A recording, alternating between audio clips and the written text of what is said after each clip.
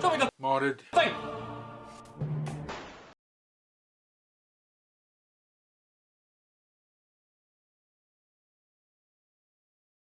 Right, hi guys, welcome to episode 43, Show Me the Modded Thing. As usual, deadline's the 13th of the month, upload on the 20th, and send emails to showmemodedthing@gmail.com. Now, if I reach out to you over Facebook when I see an image you posted, please reply via email. And let's jump straight in with another one from our crazy friend, Papa Bludgeon. And this, he says, is a Molyneux hammer he found on a family holiday in a thrift store.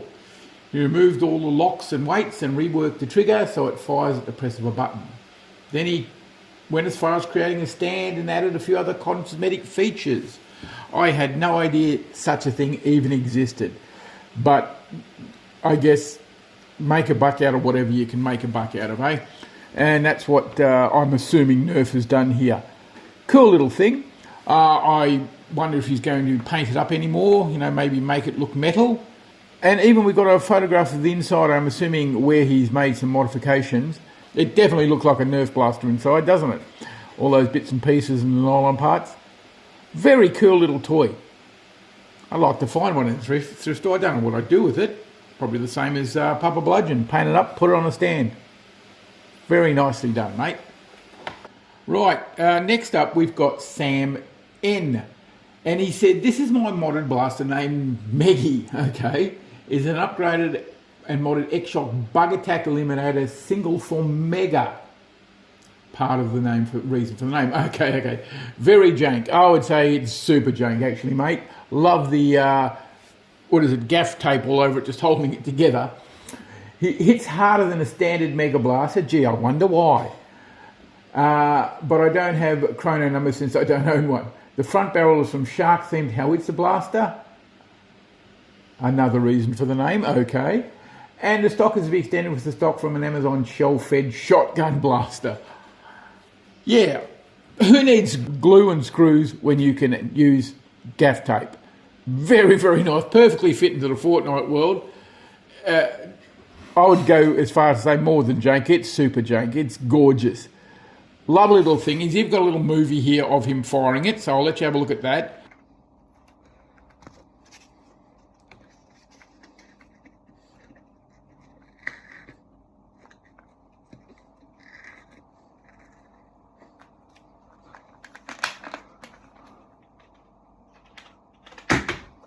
Now, I showed you all the bit in loading because this muzzle loading, that's pretty awesome. Probably wouldn't be that useful in a HVZ game, but a lot of fun.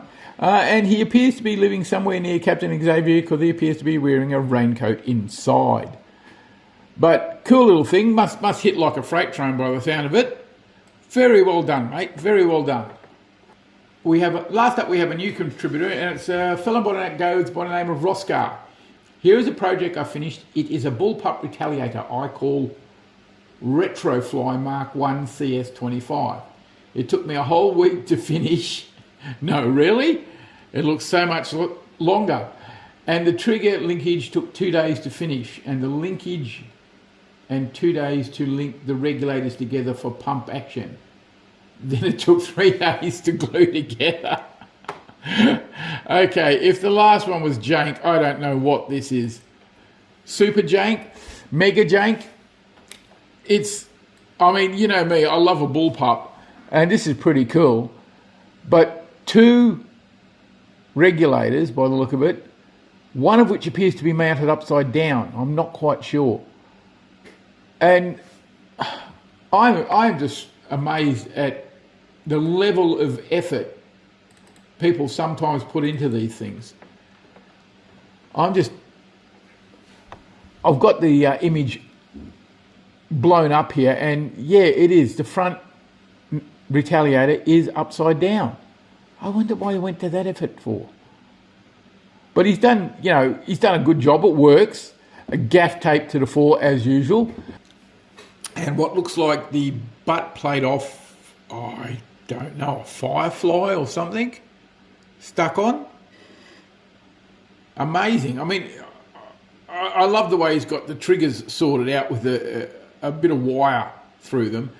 And I think I'm beginning to understand why it took him 2 days to do it. It's this thing is just a Frankenstein monster sort of blaster, but if it works, it works. Gorgeous and horrifying at the same time. Well done, mate. Well done. Right, hi guys. Since I haven't got many this month, I'm going to have a showcase of my blaster I've built over the years. Maybe they'll inspire people like other people have inspired me. And first up, we have my very first ever mod, which is a Alpha Trooper, done with a red paint job, a modular stock, and the actual thing I added was a muzzle. And you can see it's not actually straight there.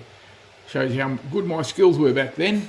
After that, a little young lad by the name of Mag212 inspired me to extend the butt of my crossbolt. And sorry about the blue paint, that's the only one I had at the time.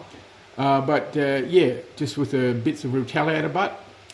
Next up, I got right into the double strike and spent a lot of time modding them with shrouds and new pistol grips and everything. And this one's even got a laser sight with a pressure grip on it. You may have seen that in one of my movies. Then I went into Centurion mode and made a monstrous thing called the anti-power equipment rifle, or the 8 rifle. Yeah, there's 8 or 9 blasters in that. I can't quite remember how many. This is the order enforcer from a fictional dictatorial police state that occupied Australia in the future. Okay, so this is a Thunderhawk that's been gutted and turned upside down. Had a hyperfire rear end stuck in the back with the drive wheels and belt still in place. And that was encased in a deploy rear end, which was a lot easier, really easy to use and put in. And yeah, as you can see, a few other bits and pieces. After that, or maybe even before that, I'm not quite sure the timelines of this sometimes, I made this Vulcan with, did additional front ends and a bipod made out of a tripod, and it's got a Nitron back end stuck on. So to make it look more like a GPMG. Then there's this is a electron gun I made for a friend in Korea, which I still haven't delivered because I made it just before COVID hit. Then I lost track of him, and I have no idea where he lives now. Up next was, this is a gift for a job for a young guy whose last name was Sleep, hence the Sandman name.